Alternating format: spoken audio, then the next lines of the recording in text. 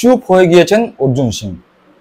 চুপ বলতে একেবারে নিস্তব্ধ, নিশ্চুপ, শান্ত, যা তার চরিত্র বিরোধী।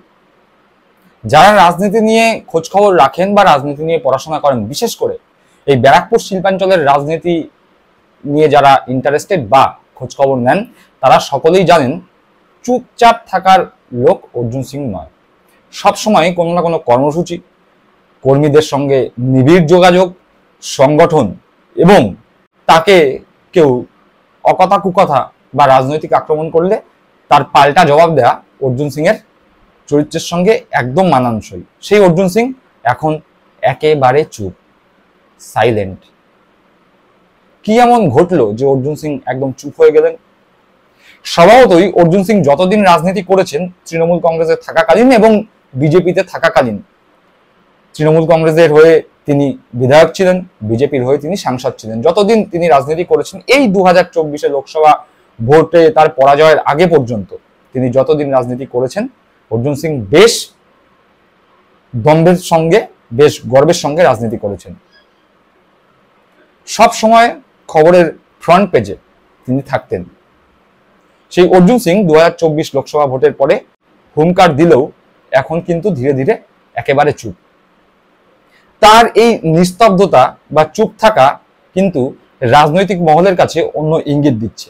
এর আগে তিনি যখন যখন চুপ হয়ে গিয়েছিলেন, তখন কিন্তু তার দলবদল নিয়ে একটা রব বা গুঞ্জন শোনা গিয়েছিল এবং ভবিষ্যতে দেখা গেছিল সেই গুঞ্জন সত্যি প্রমাণিত হয়েছে। তৃণমূল কংগ্রেসে যখন তিনি ছিলেন 2019-এর আগে, যখনও পর্যন্ত টিকিট ডিক্লেয়ার হয়নি লোকসভা ভোটের, তখন পর্যন্ত অর্জুন সিং ভেবে নিয়েছিলেন যে তিনি প্রার্থী হবেন। যখন তিনি বুঝতে পারলেন তিনি প্রার্থী হবেন না, তখন বেশ কিছুদিন তিনি চুপ হয়ে গিয়েছিলেন, সাইলেন্ট হয়ে গিয়েছিলেন।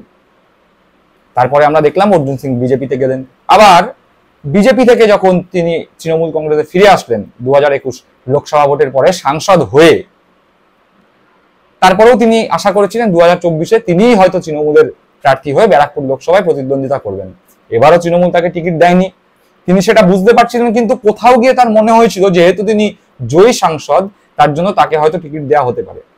তিনি দলত্যাগ করেছেন, বিজেপিতে গিয়েছেন, বিজেপির হয়ে ভোটে দাঁড়িয়েছেন, পরাজিত হয়েছেন। এই কথা চর্বিত চর্বণ আমরা সবাই জানি। কিন্তু এই মুহূর্তে অর্জুন সিং আবার চুপ হয়ে গিয়েছেন। যদিও 1 মাস আগে যদি আমরা ফিরে যাই, তখন আমরা দেখতে পাবো অর্জুন সিং তৃণমূল কংগ্রেসকে বিশালভাবে তীরবিদ্ধ করছেন, মমতা বন্দ্যোপাধ্যায়ের, অভিষেক বন্দ্যোপাধ্যায়ের সমালোচনা করছেন। এই ব্যারাকপুর লোকসভার অন্তর্গত যে বিধায়করা রয়েছেন, অর্থাৎ পার্থ ভৌমিক থেকে শুরু করে সুবোধ অধিকারী থেকে শুরু করে সোমনাথ শ্যামকে তিনি সমালোচনা করছেন। কিন্তু সেই অর্জুন সিংই এখন একেবারে চুপ। ভাটপাড়ায় অর্জুন সিং এর বেশ প্রভাব প্রতিপত্তি এবং তাদের যে পরিবার, সেই পরিবারটিও বেশ ছড়ানো। অর্জুন সিং এর পরিবার রাজনৈতিক পরিবার। তার বাবা দীর্ঘদিন কংগ্রেস করেছেন, তারপরে তিনিও কংগ্রেস রাজনীতিতে নিজের রাজনীতিতে পদার্পণ ঘটিয়েছেন। পরবর্তীকালে তৃণমূল কংগ্রেস করেছেন ও বিজেপি করেছেন। বর্তমানে তিনি আবার বিজেপিতে ফেরত গিয়েছেন। কিন্তু দেখা যায় যে বিজেপিতে এই মুহূর্তে তিনি নিষ্ক্রিয়, বলা চলে তার কোনো পদ নেই, তার কোনো দায়িত্ব নেই। তিনি জাস্ট নিজের ওই মজদুর ভবন এবং তার আশেপাশের কয়েকটি এলাকা নিয়েই ব্যস্ত রয়েছেন। মাঝে মধ্যে এদিক সেদিক তাকে বিভিন্ন বিজেপি নেতাকর্মীর বাড়িতে নিমন্ত্রণ খেতে দেখতে পাওয়া যায়। কিন্তু অর্জুন সিংকে আমরা যেভাবে পলিটিক্যালি দেখতে অভ্যস্ত, সেই অর্জুন সিংকে আমরা দেখতে পাচ্ছি না। এই ভাটপাড়ার অর্জুনের গড়, অর্জুনের বিরাট পরিবার এবং তিনি বিভিন্ন দল করেছেন, অর্থাৎ অতীতে কংগ্রেস করেছেন, তৃণমূল করেছেন, বিজেপি এখন করছেন। ফলে রাজনৈতিক মহলে বিভিন্ন দলের তার শুভাকাঙ্ক্ষী আছে, তার ঘনিষ্ঠ ব্যক্তি আছে এবং এই যে তার ঘনিষ্ঠ মহল, সেখানে কান পাতলে একটি গুঞ্জন শোনা যাচ্ছে অর্জুন সিং নাকি তলায় তলায় আবার তৃণমূলে আসার ছক কষছেন। এও শোনা যাচ্ছে যে দুর্গাপূজার আগে অথবা পরে অর্জুন সিং নাকি প্রবলভাবে তৃণমূলে ফিরতে চাইছেন। সেই কারণেই নাকি তিনি একদম চুপচাপ হয়ে গিয়েছেন। এবার আমার যদি ইচ্ছে হয় আমি ভারতবর্ষের ক্রিকেট দলের ক্যাপ্টেন হব, আমার ইচ্ছে হতেই পারে। কিন্তু ভারতবর্ষের ক্রিকেট দলের ক্যাপ্টেন হওয়ার জন্য যে যোগ্যতা দরকার, ভারতবর্ষের ক্রিকেট দলের ক্যাপ্টেন হওয়ার জন্য ভারতবর্ষের ক্রিকেট বোর্ডের যে অনুমতি দরকার, সেটি পেলে তবেই তো আমি ক্যাপ্টেন হতে পারবো।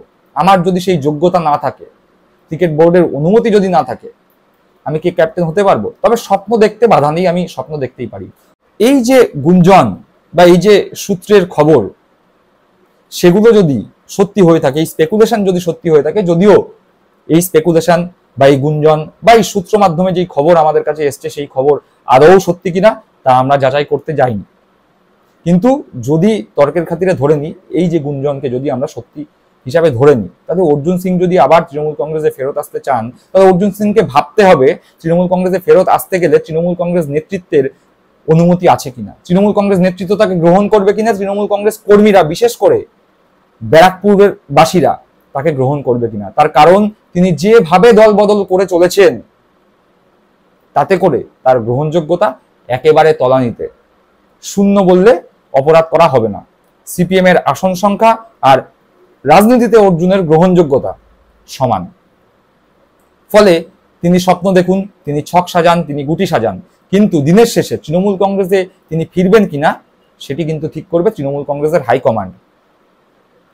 তারপরেও তর্কের খাতিরে যদি ধরেও নিই তৃণমূল কংগ্রেসের হাইকমান্ড অর্জুনকে ফেরত নিয়ে নিল, কিন্তু ব্যারাকপুরবাসী, বিশেষ করে তার নিজের গড় ভাটপাড়ার তৃণমূল কংগ্রেস কর্মীরা, যারা তার বিরুদ্ধে দুইবার লোকসভা ভোটে লড়াই করেছে, প্রাণ হাতে করে লড়াই করেছে, দৌর্দণ্ড প্রতাপ বাহুবলী অর্জুনের বিরুদ্ধে লড়াই করেছে, তারা কি মেনে নেবে অর্জুনকে? সেই প্রশ্নও কিন্তু রয়েছে।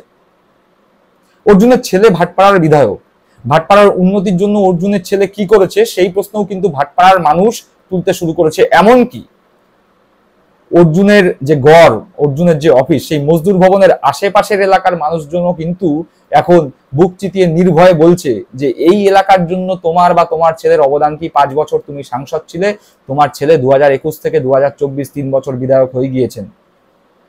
ভাটপাড়ার মানুষের জন্য, এলাকার মানুষের জন্য, আমাদের জন্য তোমরা কি করেছো? যেটি অর্জুনের ভয়ে আগে ভাটপাড়ার মানুষ জিজ্ঞাসা করতে পারতেন না, এখন কিন্তু তারা মুখ খোলা শুরু করেছেন। ফলে অর্জুনের যে এই বাহুবলী ইমেজ বা অর্জুনের যে ডাকাবুকো ইমেজ, সেটি কোথাও না কোথাও গিয়ে ধাক্কা খাচ্ছে। অর্জুনের সেটি উপলব্ধি করতে পারছেন। তার সাইলেন্ট হয়ে যাওয়ার কারণ কিন্তু এটিও একটি। ভবিষ্যৎ বলবে অর্জুন কি করবে, কোন দলে যাবে।